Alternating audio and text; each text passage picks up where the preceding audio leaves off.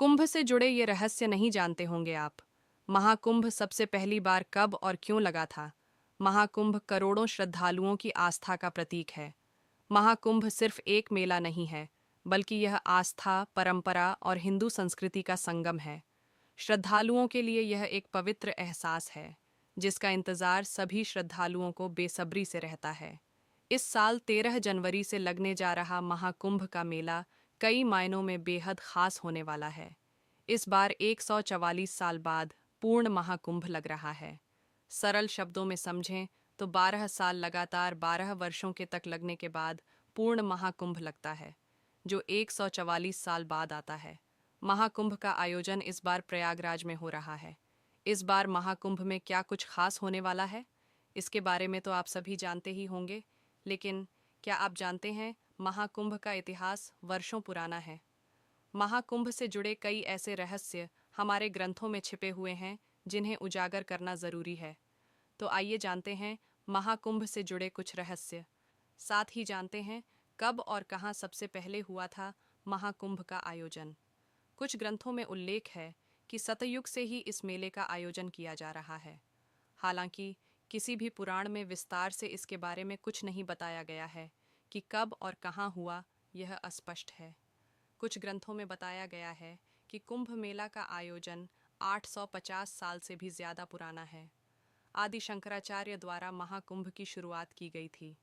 कुछ कथाओं में बताया गया है कि कुंभ का आयोजन समुद्र मंथन के बाद से ही किया जा रहा है, जबकि कुछ विद्वानों का कहना है कि गुप्त काल के दौरान से ही इसकी शुरुआत हुई थी, लेकिन सम्राट हर्षवर्धन से इसके प्रमाण देखने को मिलते हैं।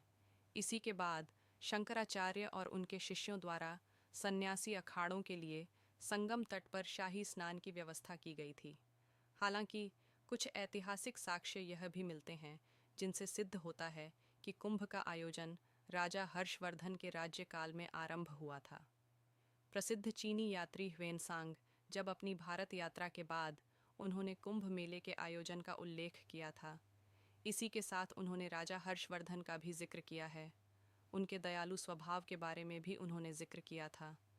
ह्वेनसांग ने कहा था कि राजा हर्षवर्धन लगभग हर 5 साल में नदियों के संगम पर एक बड़ा आयोजन करते थे, जिसमें वह अपना पूरा कोष गरीबों और धार्मिक लोगों को दान में दे दिया करते थे। समुद्र मंथन के बारे में शिव पुराण, मत्स्य पुराण, पद्म पुराण, भविष्य पुराण समेत लगभग सभी पुराणों में जिक्र किया गया है। मान्यताओं के अनुसार समुद्र मंथन के दौरान जब अमृत कलश बाहर आया था, तब देवताओं और राक्षसों के बीच तनातनी और संघर्ष को कम करने के लिए भगवान विष्णु ने मोहिनी अवतार लिया था। इसके बाद जब देवताओं और राक्षसों के बीच संघर्ष काफ़ी ज़्यादा बढ़ गया, तो उन्होंने इंद्रदेव के पुत्र जयंत को यह अमृत कलश सौंप दिया गया। जयंत कौवे का रूप धारण कर राक्षसों से अमृत कलश को छीनकर उड़ चले थे। जब वह घट को लेकर भाग रहे थे, तो अमृत कलश से कुछ बूंदें प्रयागराज, उज्जैन, हरिद्वार और नासिक में गिर गई थी। जहाँ जहाँ अमृत कलश की बूंदें गिरी, वहाँ वहाँ कुंभ मेला का आयोजन किया जाता है। प्रयागराज में लगने वाले महाकुंभ का महत्व अधिक माना गया है। दरअसल यहाँ 3 पवित्र नदियों गंगा, यमुना और सरस्वती का संगम है, जिस वजह से यह स्थान अन्य जगहों की तुलना में अधिक महत्वपूर्ण है।